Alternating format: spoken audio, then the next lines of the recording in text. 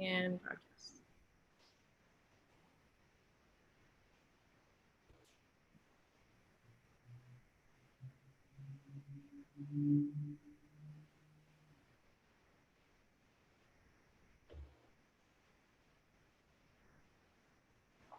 All right, good evening and welcome to tonight's live online author event with Greenlight Bookstore. I'm Jessica, I'm one of the owners of Greenlight, and we are so excited to host tonight's event with our neighbor, Alex Richards, launching her new book, Accidental. And she's gonna be talking tonight with Phil Stamper, so you are in for an excellent time.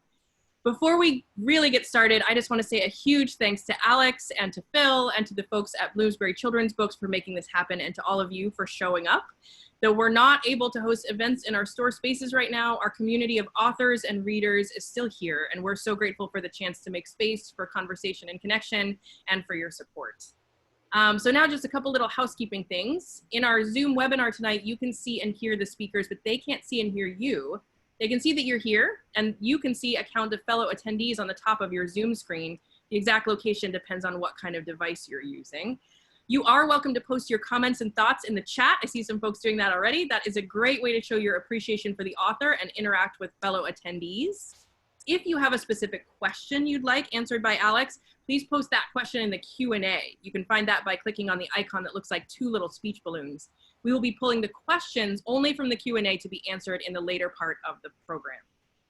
We are recording tonight's event, so you can find it on our social media channels in the next few days. And very importantly, tonight's featured book, Accidental, is available for sale from greenlightbookstore.com for shipping or for curbside pickup at either of our store locations. And I will tell you, in confidence, we are actually opening our stores for browsing starting on Thursday. So you can actually stop by the store and pick up Accidental in the store. So if you care about supporting the careers of local Brooklyn authors and you care about supporting independent bookstores, buying tonight's featured book is a great way to do that. And as a special bonus, we're offering 15% off when you purchase the book this week. So I'll be posting that buy link and the coupon code in the chat, so keep an eye out for those. All right, so let me introduce tonight's speakers. Our interviewer is Phil Stamper. He has a BA in music and an MA in publishing with creative writing, and unsurprisingly, as he notes, a lot of student debt. He works for a major book publisher in New York City and lives in Brooklyn with his husband and their dog. The Gravity of Us is his first novel, but he's no stranger to writing. His self-insert Legend of Zelda fan fiction came with a disclaimer from the 14-year-old author, "Please, if you write a review, don't criticize my work." That's a quote. He's since become more open to critique, sort of. He's going to be speaking tonight with our featured author, Alex Richards. She is a young adult author and freelance magazine contributor. She is a terrible navigator, just ask the African jungle she got lost in, but makes up for it with a dark sense of humor and homemade horror films. Raised in New Mexico, she and her family live here in Brooklyn. Her new book, Accidental, is a timely, emotionally resonant story about a teen girl dealing with the aftermath of a tragic shooting. We're so honored to be able to host Alex tonight for her launch event. We know this has been so eagerly anticipated for her and for all of you, her fans and friends. And it's so exciting that this moment is finally here. So Alex is gonna start us off with a reading from the book, and then she'll be talking with Phil and answering your questions too. So Alex, please take it away. Thank you. Thanks, everybody. I just want to say thank you so much to everybody who came, and I'm gonna try not to cry or mess up too badly. I guess really quickly. It's your launch, you're gonna cry. Right? Maybe like at an appropriate time though, and not just like absolutely anytime. Whenever you want. I guess I'll really quickly, even though I think everybody basically knows what this book is about, I'm just gonna say, because the piece that the little like 4 minutes that I'm gonna read is like almost 100 pages in. So Johanna is a girl who lives with her grandparents. And she's grown up thinking her whole life that her mother died in a car accident. And then her birth father writes her a letter and comes into town. And as they're getting to know each other, he lets the truth slip, which is that she accidentally shot and killed her mother when she was a toddler. So this, so she's sort of grappling with this information. She's got friends, but she hasn't told them yet. There's a love interest named Milo, and she hasn't told him yet. And she's just confronted her grandparents, and they basically have denied all of it. So she's just like, so that's just happened, and she's kind of leaving that. So just gonna read a couple of pages from this. I can't run fast enough. My lungs ache and burn inside my chest, but I push through it. I forget my coat, but it doesn't matter. My skin is on fire and might be forever. I round one more corner, bending over to catch my breath, one hand clutching my heart, the other one wiping away snot with the sleeve of my shirt. Eventually, I look up, blinking in my surroundings.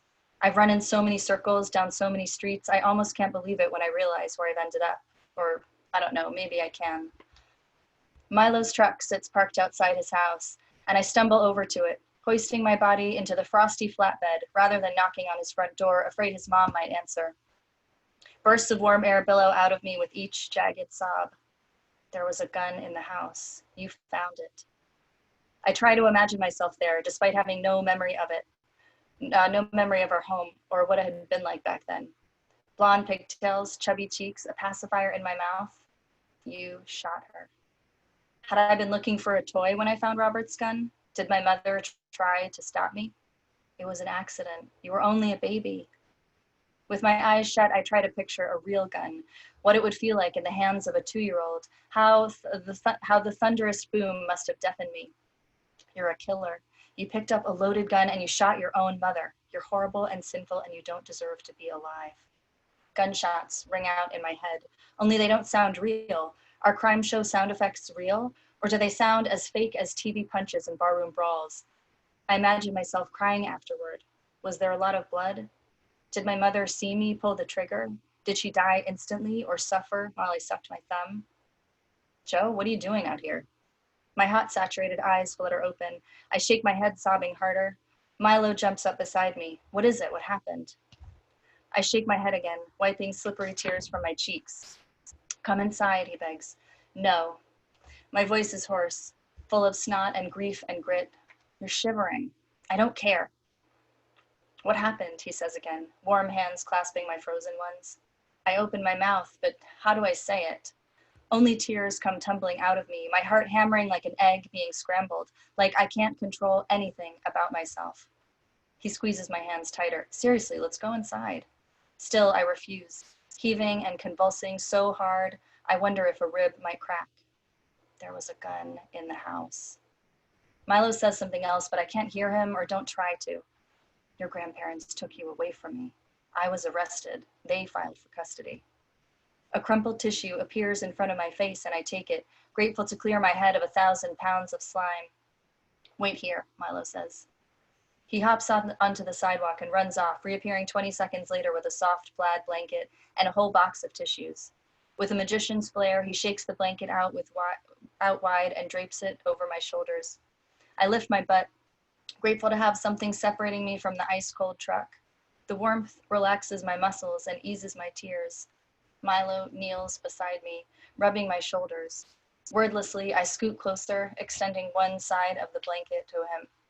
He pulls it tight around us both. There is nothing romantic about it. The state of my face and my torn-up soul offer nothing to flirt with, but I am grateful for the extra warmth. For a long time, we stay silent, wind whistling gently around us. Every so often, Milo hands me a fresh tissue. A mountain of crumpled white cotton forms at our feet. Is it your dad? He asks after a few minutes. I hesitate, then nod. The blanket slides off my shoulder and he reaches across to gently pull it up. Our eyes connect. The rest of the world stops. It's still so new, Milo and me. I don't want to scare him, but the thought of keeping this bottled up inside me for another second scares me even more. I can't do it. I can't keep this in. I look into Milo's soft, blue-gray eyes. Can I tell you something? Of course, he whispers. It's something bad. Something really, really. His lips brush gently against mine, enough to reassure me. When he pulls away, I tell him everything. That's it. All right. We'll pause for a second so everyone can keep clapping because I'm sure they're doing that at home. But I love that excerpt, and I'm so glad that you chose that one to speak about because I think it really encapsulates the whole of the book, like the real, like the emotion through the book. Because I see a lot.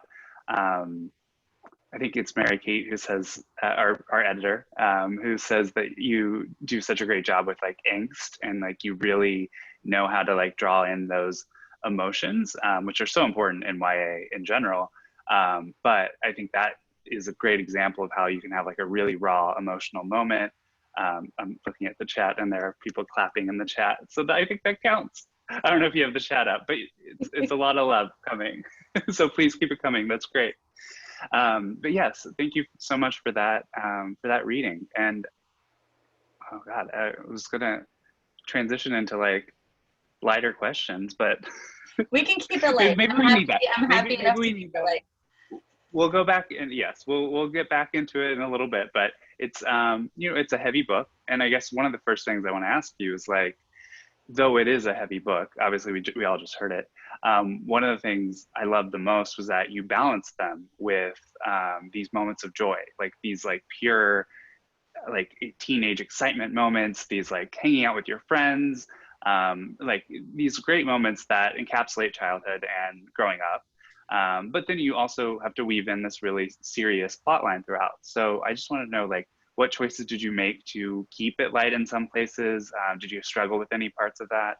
And just kind of what were you thinking through it? Yeah, it was so important to me to keep a little bit of levity, like going just throughout, which all came down to the secondary characters, basically. Because it is such a heavy book, and whenever I tell anybody like, oh, like I'm like, I write teen fiction, they're like, oh, fun, what's it about? And I'm like, a girl who killed her mother. That's so it, you know, and instantly it's like, oh, I see. So I really wanted to make it something that could be relatable, and so the whole beginning of the book, I wanted her life to be normal. I mean, you know, I wanted her to have kind of nothing really bogging her down in the beginning, so we could see the type of person that she was before all this happened, and see the kind of friends that she made, and even the love interest they get to meet. And that was an edit that I thought was really helpful, was like getting to know him, so everybody kind of sees her for who she is, because she thinks that she's not the same person anymore when all this stuff happens.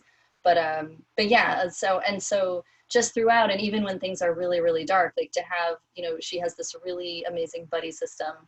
And I think that that's so important just in life. And I think that that's something that all people, like teenagers and adults, have, or at least like, you know, want to have, is something that even when times are horrible, you still have somebody that can crack you up in the middle of an awful situation.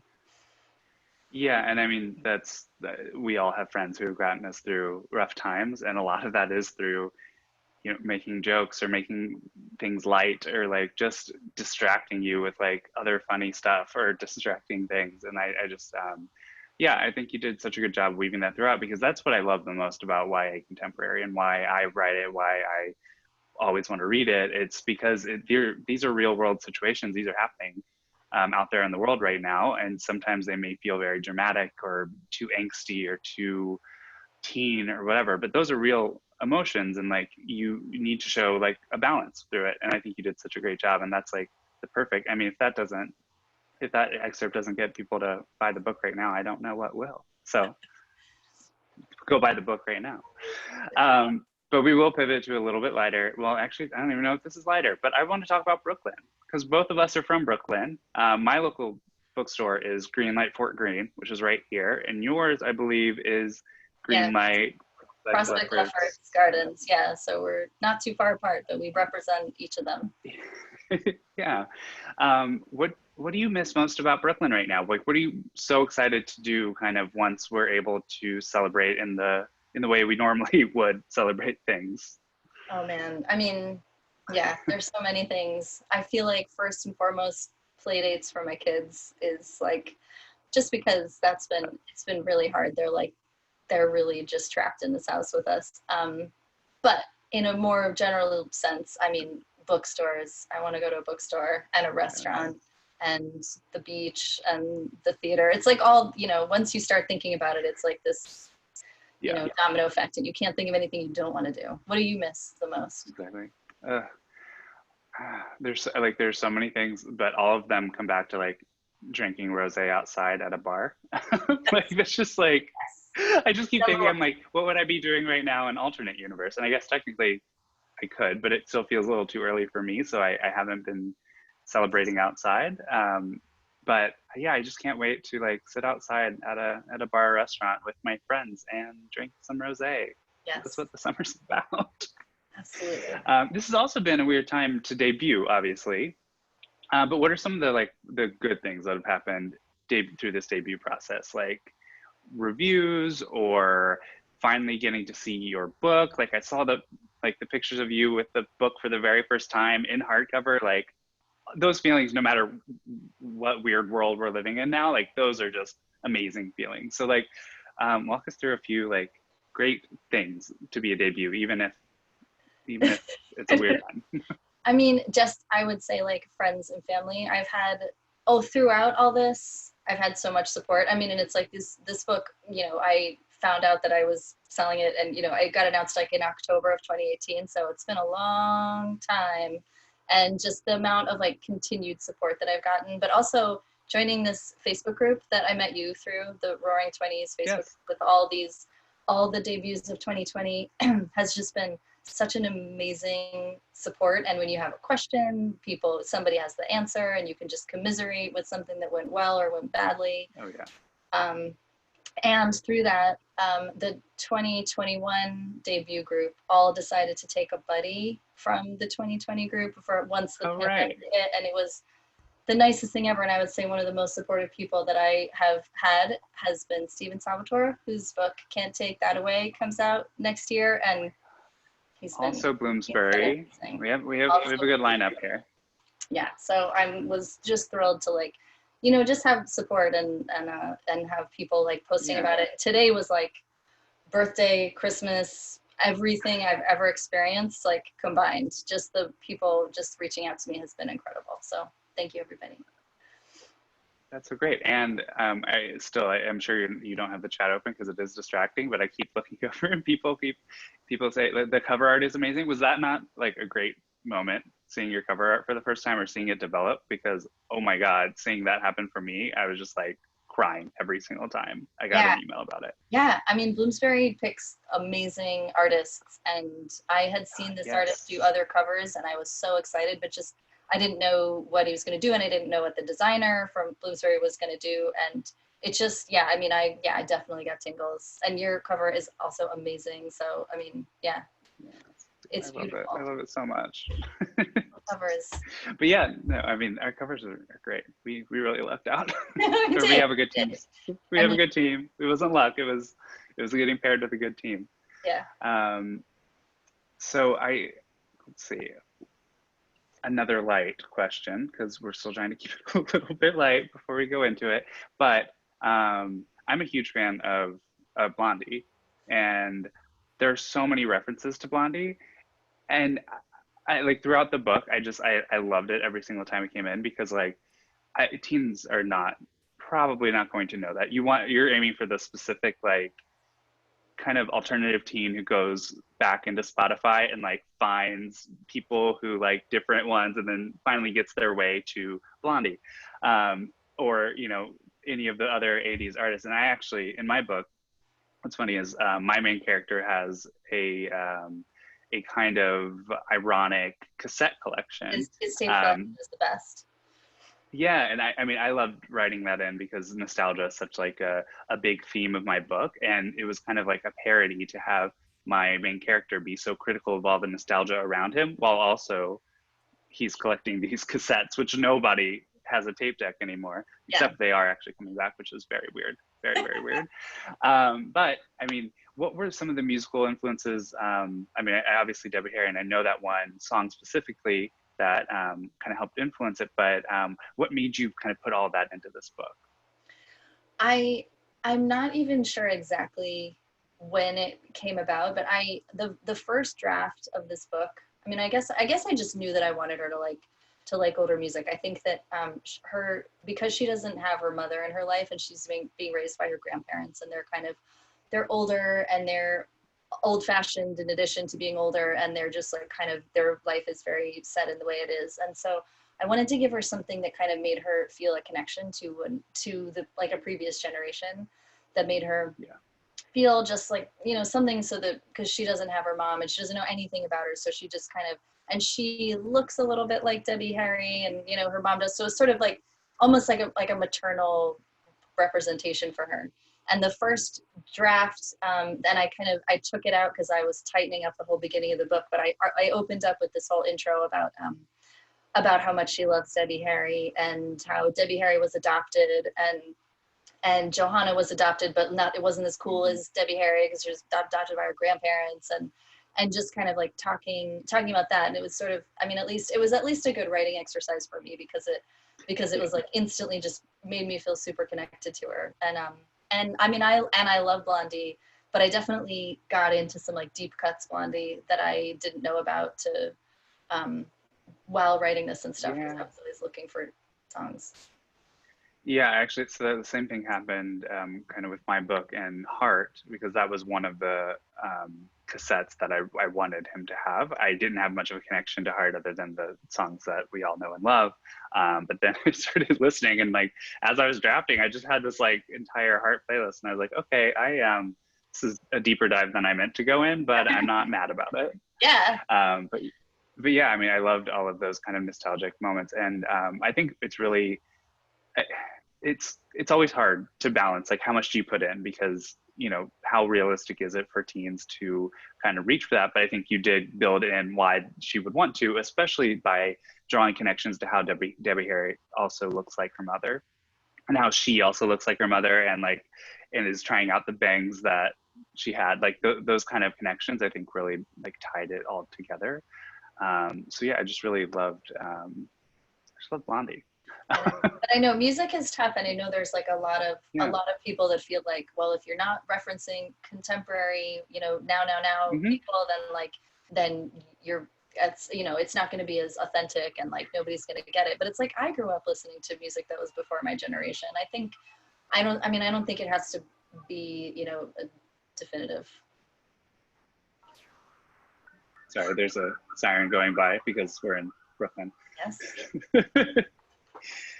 Okay. Anyway, yeah. So I think you can make anything believable with characters, because I mean, me as a teen, same as you, like I listen to all kinds of stuff, so it would not be that much of a stretch. And it's also so accessible to get all this music where it wasn't when we were growing up, and we still found a way kind of to reach beyond our own. Exactly. But yeah, I mean, it was just woven through in a really realistic way, which I liked. And again, like the images of just like, I think it also needs to be something easily Googleable. Googleable is not a word, but like we're pretending it is. And I think when you like kind of reference the bangs or like the hairstyle, you know, just typing it into Google, you automatically see who this person is. Even if you've never heard of Blondie, Debbie Harry, or anything, you know exactly who he is, who they are, and like what they look like, and why you would want to replicate that, because that style is actually kind of back in, especially in more alternative groups for teens. Well, and that's another part of like the character, Johanna, like she's a seamstress and she loves to sew, and like her style icon is, in addition to being her music icon, it's also Debbie Harry. So like, so I did a lot of Googling of like her outfit. Yeah, I was going to ask, do you sew? Do you make any of your own clothes as well? I used to. Or is that? When I was a kid, I did a lot of my own sewing. Lately, all I've done is try and sew my own masks to only moderate success. But yeah, like I totally used to love sewing my own clothes, and my aunt Caitlin would teach me some sewing, and now I buy masks from her also. But yeah, so like sewing was something that was I don't, it's like, one of those things when you're writing where I was like, I don't know that it doesn't necessarily have to be like really important to her character. And then I added it in, and suddenly it did feel really important to her character. Mm-hmm. It was like her way to get through everything. But yeah, the style of Blondie was also like a big influence, because she's sort of an alternative girl where like everybody at school is pretty J. Crew, and kind of more on the preppy side, which kind of makes her stick out a little bit more. And I think you also do a good job of presenting the like, I'm not like other girls kind of alternative girl without actually putting down other girls, because you have this amazing friend group, which is what I kind of wanted to ask you about next. Like seriously, the most supportive people, and then also you throw in the love interest who is also supportive in a different way. I thought some of the relationships that like happened within there, and also some of the drama was very authentic and teen-like, and it really just kind of brought me back to, you know, having like the happy moments go right into the sad moments. Like you have that friend group that is just with you through thick and thin. And I think they really had like a whole character journey. All of them kind of had their own arc as they went through it. Can you talk a little bit about how you developed these characters, whether they were inspirations for other people or they just kind of came naturally on the page? They kind of just came naturally. But I really wanted them to be different. So there's her two best friends are Leah Firmowitz and Gabby Sinclair. And Leah is kind of, she's bubbly and she's holistic, and her dad's a rabbi, and she's really just kind of full of love. And when they find out that Joe's father has come into town and reached out to her, like her gut reaction is like, this is incredible, like a long last relationship, it's gonna be amazing. And then Gabby is much more like pragmatic, and she's on the debate team, and she's her parents are a bit more hippie-ish, and so she's taken the opposite approach to life, and she's like, I'm gonna be a lawyer and I'm gonna like do everything, you know, by the book. And she can still be fun, and she's kind of like sarcastic, and they have a good dynamic, but she's totally apprehensive, which I also wanted. It's like her two friends are kind of the angel and the devil on her shoulders, and I wanted, you know, them to be able to help her have conversations in a more complex way to make her. I mean, you're really illustrating her own like internal debate that's happening. You just are able to break it out into these two characters who are like their own fully developed characters, but they also help her bounce her own ideas, frustrations, confusions off of them when she lets them in, which she doesn't always let them in. Yeah. One of the kind of key moments where I thought this was like one of the most relatable kind of moments of the book was when is actually at the end of what you just read. She doesn't tell her friends first. She tells Milo first.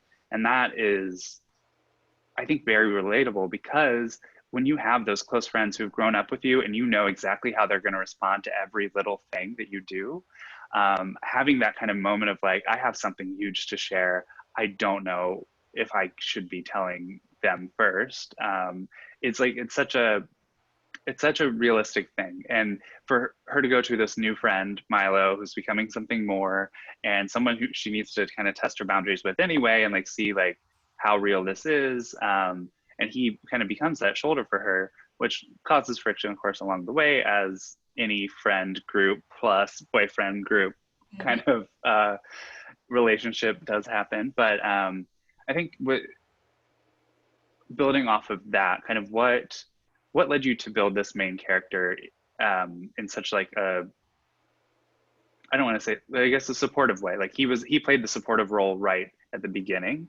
And I think she relied on him a lot. And then they kind of became their own people. But like how through his character development did you really like get to learn who he was? Well, I wanted Joe to, I guess I needed the supporting cast to be really strong, because she was going off of on her own tailspin like so heavily. So we meet him, and we don't really know a lot about him. They just have like an instant chemistry, but he also has, Milo, the love interest, also has some problems with his own father. So that's something that they kind of instantly connect over. And he's just, I think that, I don't know, I feel like there's a lot of representation of like guys that are jerks. And like, I don't know that it is that way, or that it has to be portrayed that way. So I really liked writing him as like a sensitive person that was able to be there for her emotionally. And like, he's not perfect, and he admits that, and he's kind of like argues with her a bit about it, but it's like he is supportive and wants to be there for her. And I think the fact that he kind of meets her just after, or just before, finding out all this stuff, and then everything happens after, like it sort of gives them this like special connection where like they had met, but now he's the only person that sort of doesn't judge her for her past personality and behavior. And it's like he's just able to be there and supportive of the person that she's kind of trying or becoming or learning about. Yeah, and that's like kind of exactly what she needs at that moment. And I thought it was a really sweet story in how you kind of subverted the trope of like the new guy, the cool new guy who's like intimidating, and then having him be like this really sensitive, thoughtful kind of person who listens, like was like really nice to see on the page, but still showed as like a really realistic, authentic character, which I loved. So can we talk a little bit about craft? Because we have the same editor, as I said before, and I don't get to talk about craft much in any of my events. And I'm curious that since we have the same editor, what do you think kind of developed the most through your edits with Mary Kate? Kind of what, is there any like specific suggestion that comes like to mind right away, or maybe just kind of a long game, like how you built out a character or something? What was kind of the most meaningful change that happened through the edit process? I think the most, and I want to hear what you have to say too, because I can't wait to hear how it's the same and how it's different. But I would say that the most, the strongest note that I had that I was like, oh my God, of course, like hadn't I done this already? This is such a good idea. But like just to incorporate the feminism and like feminism and misogyny and who we value as a people, and who we don't, because teenagers, especially teenage girls, can be really just discarded kind of for their ideas. And she brought up, especially, I mean, maybe because of the gun violence thing, but she brought up Emma Gonzalez, who like is an amazing, like powerful figure and speaker, but that a lot of people, discredit her because she's alternative and she's too vocal and things like that. So it was really, I thought it was a really important note to bring stuff like that in, and because she sort of my character gets into activism a bit, like kind of halfway through the book, and it was important to see, that it's not just like everything doesn't just work out. Like there was some pushback, especially from like the male principal, like just people that are kind of like, okay, honey, like that, sort of talking it down. And I thought it was really, really great advice to kind of ramp that up and add like another layer to help. It helped sort of root the character that she was and make her a much stronger character. Because I mean, I'm sure a lot of girls go through that exact experience with, principal, teacher, whoever it might be, who kind of does treat them that way. And I think that was such a realistic moment to put in there, but also it like, you do have these moments throughout that really speak to teen readers, and as I feel like books they should speak to, not tell them. And I think that was kind of one of those moments that you kind of show her working through this, where it's not just a, well, I'm going to do a protest, I'm going to do this, and it's going to go great. We're going to have a mural, and then everyone's like, great, problem solved, gun violence over. Because that's just not how the world works. Yeah. But yeah, no, I did love that. What about you? What about your advice? So, so my story is for anyone. Sorry. Seltzer? I'm seltzering. Yeah. Okay, yeah, it's like I opened my seltzer just before we started because I was like, it's gonna make a loud sound. Another Brooklyn thing. So just for people who don't know my book, the setting is actually for it's a kind of present day take on the 60s space race, where two sons of astronauts fall in love while their parents are fighting for the same spot on the world's first manned mission to Mars, human mission to Mars. And it's all from the perspective of the son of an astronaut. And so one of the most impactful things that Mary Kate suggested to me was that we needed to really build in a little bit more of this world, because it is a really cool, nerdy world. They're in the middle of this, like this unprecedented like launch to Mars that may or may not be happening based on all the drama that's going on. And I had also built in a reality TV element where because in the 60s they kind of were treated as a reality star, and so I was able to kind of take that take kind of the interviews that they did in the 60s in like Life magazine and modernize them into these interstitial chapters, which are just chapters where my main character is done saying what he says, chapter break, and then it opens onto basically the set of this TV show, and it's all dialogue. And spreading them throughout, I was able to build in so much more information about the space program, a lot of the outside tensions that are affecting the astronauts, and then affecting the whole team and thus affecting the teens who are a part of this. So I was able to build so much more tension and put a lot of cool nerdy moments into it.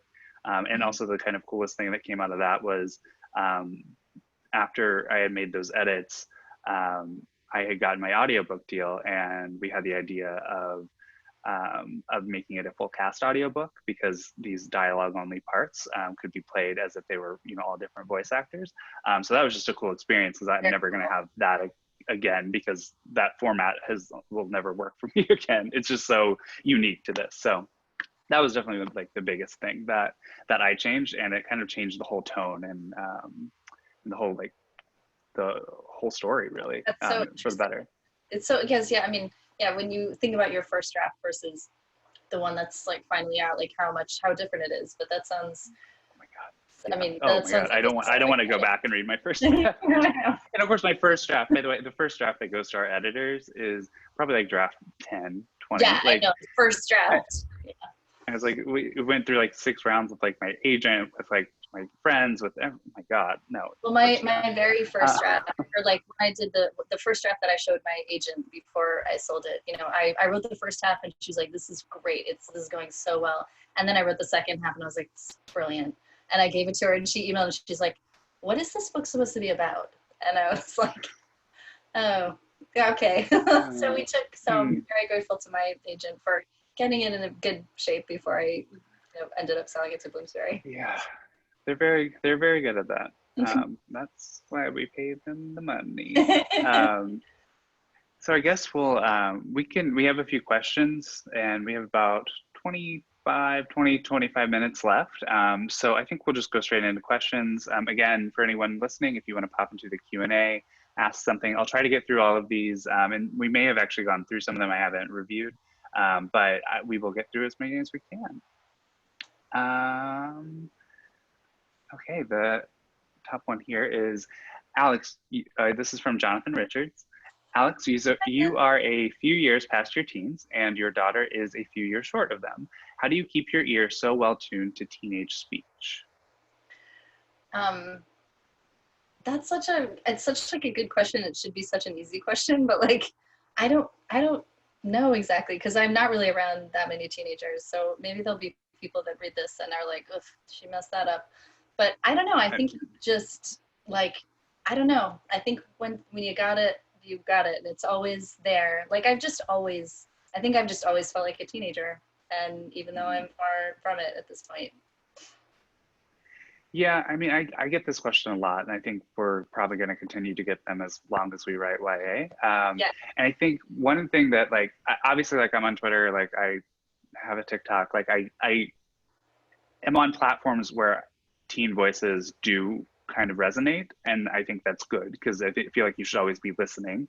But I'm not really going in with like the latest slang, and you didn't do that either. Yeah. And because I think that when you start, I mean, obviously slang has different uses, but I'm talking about like the internet just invented it yesterday slang.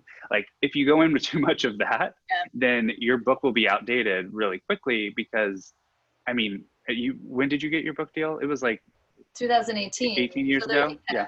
And it's like, I got mine in 2017. There's only so much you can change from, you can do a last minute little something in the past pages, which is the last stage that you have before it gets into print. But yeah. Still, that's like 4 or 5 months out, maybe earlier, where you really are able to like change a line, and they don't even like you doing that then. So like, you can't really rely on something like that. But I think what we both do, not to speak for you totally, but like, I think we rely on emotions a lot. Like that is the quintessential teenage theme of like, if you can have relatable emotions, then it's not quite as much about like, what is your dialogue like? Like there are timeless words that like work. And even if people are like, this doesn't sound like a teen, like, have you ever read John Green? Because none of those characters sound like teens, and they're still good. Everyone still loves them. That's the thing. Yeah, he gets away with it. Yeah, it's really subjective as to what sounds like a teen to who. And I mean, like Dawson's Creek, which obviously is not on anymore at all. But like people talk way above themselves. But Oh my God, yeah. Oh, and Gilmore Girls too, which like Rory Gilmore obviously is a different character, but still, like that's just That's not, if you looked at that on a line by line basis, you'd be like, teens don't talk like that. But but when they're acting that way and they're speaking and they're interacting with their family, you get it. Yeah. So yeah, I think that's a question you'll probably keep getting. And I don't know I'll if there's say ever that. like a perfect answer for it, but but I agree. I think we do our best, and reviewers will tell us when we're wrong. Yes, indeed. So what would you say is the real dividing line between YA and adult? Is it the age of the characters or themes, mix of the two? Because in your book, the themes are very are very serious, but themes are also kind of serious across all ages. So Yeah, I mean, it's such a hard line anyway, because, YA, like young adult, is not only for teenagers. And I think that's such an important thing that people are like, it's hard to wrap your head around. People are like, it's kind of like shameful to be an adult and like YA for some people, not me, but like, I don't know, because there are definitely like, there's so many books that are about a teenage character that are adult books. Yeah. And maybe it does have to do a bit with like the dialogue, like the emotional kind of like aspect of what you're focusing on.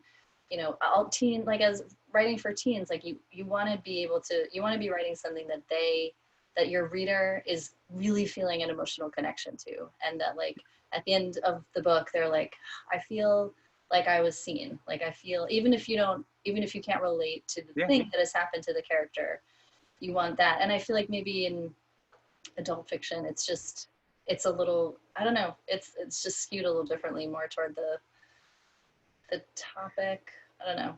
Yeah.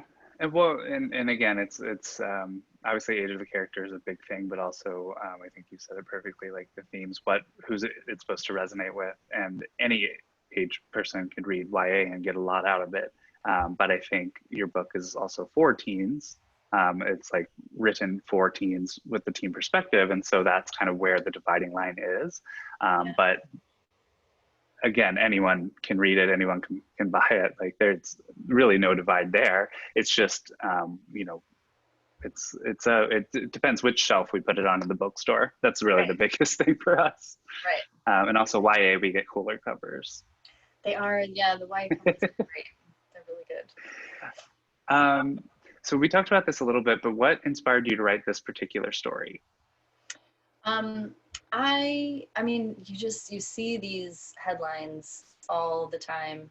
And I mean, I don't know, once I felt like I started to see them a bit. And I think the one that really stuck out with me was the one from several years ago about like the woman was in Walmart and her son like reached for a gun in her handbag inside Walmart, picked it up and shot her. And it just, I think like my kids were very young. I think my son had just been born, and it just, I don't know, it's just so heartbreaking. And then you see one story and then you see another one, and I started to realize how frequently it's happening. And then, but it's all like the headline, this tragic, awful, short news story, and then there's never any follow-up, or very rarely.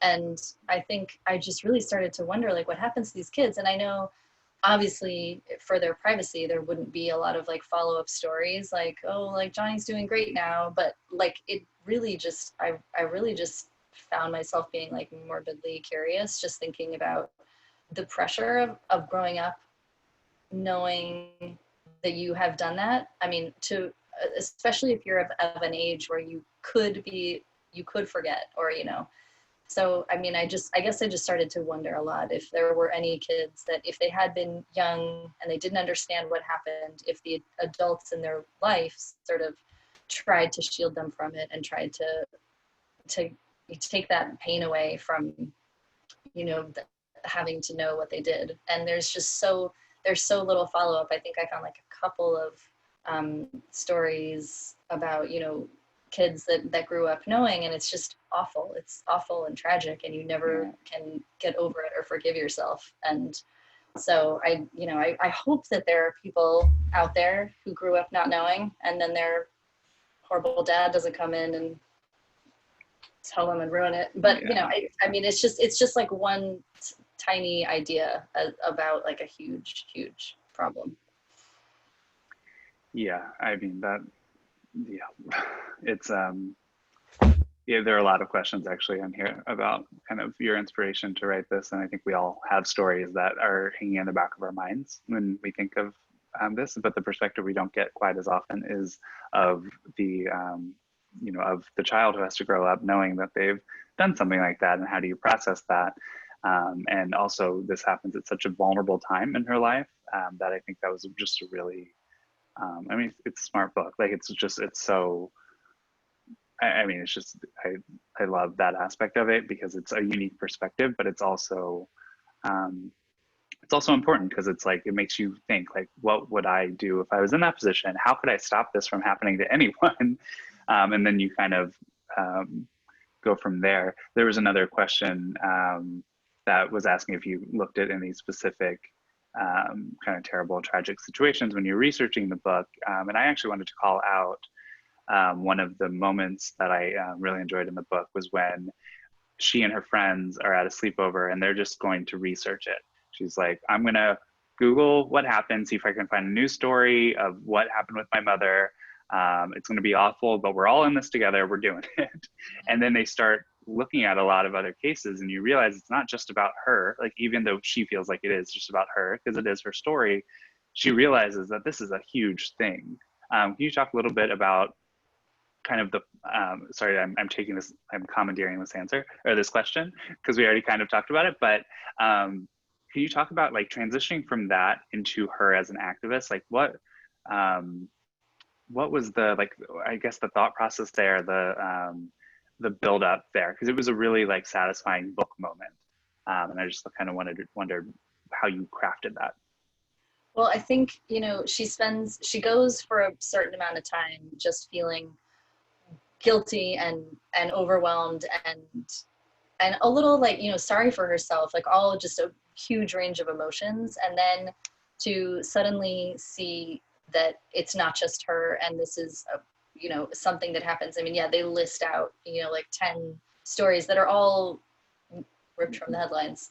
Like they're all news stories that have happened, that I referenced in the book. And like, I think that it is a real like light bulb moment for her, kind of like it makes her feel worse, but it also makes her feel better. Like she suddenly starts to think of herself as one of these people. Like she's not alone anymore. And I think she had been feeling completely alone and isolated and not knowing, and she still feels isolated from her friends. They don't understand what she's done, but there's this whole, there's other people out there that are like her, and they, and she just starts to really feel for them and for what they went through and how it must have impacted them differently. And I think also just finding out all those stories, just, it gives her drive. Like suddenly it also just takes the focus away from her own pain. And now she can really focus all of her attention on trying to find a solution. And it may not be the absolute right decision, ultimately for herself, but it's just a Band-Aid. It's like what she needs to do. She needs to try and solve gun violence in order to make her pain go away. And it broadens the scope a bit. So it's a lot less pressure on her. I mean, there's still a ton of pressure on her, but she needed that break, honestly, at that point, and like really needed to focus on something bigger than herself. And so that came at a good moment for her. And of course, she learns from that as well. Next question is, did any aspects of your childhood in Santa Fe find themselves incorporated into the book? A lot of stuff did, just like little things. I really loved writing about Santa Fe. I think that it like just immediately made me feel comfortable, or just made me feel like more in place. Yeah. Like I threw in restaurants. You can always tell when like it's right? It's like, you can tell it's someone's home. Like it feels that way. Yeah. And but I think one of the saddest things was that I wrote this, there's kind of like a restaurant, they go, she and Milo go for like burrito pie at this restaurant called Baja Tacos. And I was like, oh my God. And then I called a friend of mine from high school and I was like, will you go and take a picture of it? Like, I want to like post it somewhere. And she's like, bad news. So it closed, but I think I heard they still do catering. I remember you tweeting that. That's so sad. I know. It's like, I was really like devastated to hear that. But you know, little things like even just streets, and yeah, and just, you know, like there's so many, Santa Fe has such like a beautiful, unique culture. And so I just wanted to put in some little references about like farolitos at Christmas and just little things. And I think, I feel like it just makes so much sense for me to write in Santa Fe, and I'm going to just write in Santa Fe forever. I mean, you might as well. Right? Yeah, I mean, like maybe you can set one in Brooklyn. Maybe. Once you've like set roots down enough, you can definitely write about it. But I mean, yeah, I feel like everything I write is either like nondescript Ohio or like somewhere in that area because that's where I grew up. But your book was called Texas. But this, yeah, so this, I set it in Brooklyn, really focused, like the beginning of the books in Brooklyn, really made that my like love letter to Brooklyn. Yeah. Rich. And then I moved them to Houston for the space launch, and I really only know about Houston from what I've read in the 60s, from like all of the like the space launches that happened then. So I was trying to recreate this retro nostalgic vibe that they had there, but I had never really been to Houston, which is hard to do. And I think people don't often kind of think of contemporary writers as big world building people, but we have to build our world just the same, even if it's our backyard. Like we have to still describe it, and we probably still have to use Google Maps. Like we have to do a lot of things. It's true. Yeah, so it's still a very big process, even if it is, you know, Santa Fe. Even if you know everything about Santa Fe, there's still so much you're gonna have to just Google, and then feel silly Googling. It's true. I'm like, wait, how long does it take to take the queue downtown? Like, you know, I was doing these things. I'm like, I know I take it every day, but it's like, let me Google it. Sorry, what were you gonna say? No, it's true. Yeah, like I was looking at Google Maps, and I was like, how long? I was like, where should she live? And like, how long would it take her? And then even to the point where I was like, does she make a right on Paseo de Peralta or a left? And like, these are the things, like somebody is going to read it and be like, you wouldn't make a right. Like this doesn't check out. Yeah, no, I made one mention of a character's basement in Houston, and they don't have basements in Houston because the floodplain is too high. And oh my God, the comments I've gotten about that. Wow. I don't know. I'm so sorry. I'm so sorry. It's one line. We'll take it out of the next print run. I promise. But no, I just think that's funny because they will find it. You're actually, because if you're recreating a real place, like it doesn't matter. They'll get you. Yeah. So it's funny. Let's see. We have a few questions here, and we'll just go through as many as we can before we have like 7 minutes left. See. Ooh, where do you do most of your writing? Oh man, I mean, it's so sad because I used to do most of my writing at coffee shops. Okay, sorry, that's a sad question. I didn't mean to. I mean, now I do it, you know, it's like I sit on my bed or I sit on the couch. But yeah, I used to go to the Brooklyn Public Library, the Central Branch all the time, and or like coffee shops in my neighborhood. So yeah. That's so disappointing. Thinking about the next time we'll be in it. Yeah. So what are you working on anything next? I am. So I'm just finishing copy edits on another book for Bloomsbury with Mary Kate and Claire Stetzer. And it's, let's see, without saying too much about it, it's again, kind of like dealing with loss and finding yourself. It's about a girl whose father has just died at the beginning of unexpectedly of a heart attack, and she finds out that he was having an affair, and it's sort of how she, I mean, I guess this happens like right at the beginning, so it's just sort of how she processes it, and it's kind of, it's very like, you know, it's heavy, it's both heavy and light, kind of like this, you know, there's some dark moments, but it's just sort of, she finds like an unexpected way to process her emotions and find herself, which is what we're all trying to do. Yeah, I think we all end up having kind of themes to our work, and like the ones that keep popping up for you might be like kind of grief and finding yourself, and I think that's always great when you can find kind of that niche where you just like feel really comfortable in, and then just write the hell out of it, because that's definitely what I do. Let's see. So this question is, have you tried the book out on teens yet? So I want to say, we advanced copies are everywhere, so they're definitely gotten in the hands of teens. But I want to kind of shift this a little bit and say, have you gotten any feedback from teens or any reviews or anything that like came your way? I know we should probably avoid reviews in general, but like one of the most like fulfilling things is like hearing teens resonate with your work. Have you gotten any feedback from them yet? I did. I gave one of my arcs to my best friend's older daughter, and she said she loved it. I was told that she read it, like, you know, stayed up all night to read it. And the next time I saw her, she had really nice things to say, and like really liked the character. And she was really surprised by something that I won't say, but I was like, oh, good. Like, good. That was a little twist that she wasn't expecting, but that meant a lot to me. Pilar, thank you for reading my book. That's amazing. And we only have time for like one, maybe two, depending on how long we go with this. Can you recommend a few YA authors who inspired you, for those teens, young adults who are reading your work? And also, if you don't mind, you can also talk about books you're reading as well. We could just make this a big recommendation fest. Authors that I have always loved that inspire me are Jeff Zentner. I really, really like his books so very, very much. The Serpent King is my favorite book still, like, of all time.